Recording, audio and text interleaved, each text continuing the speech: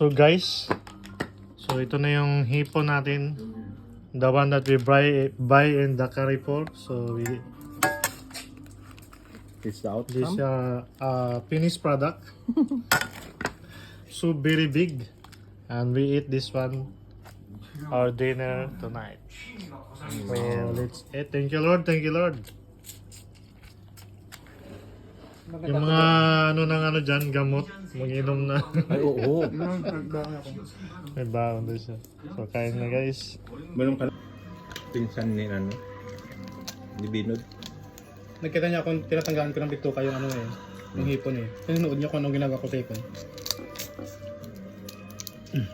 Hindi na natin nakita.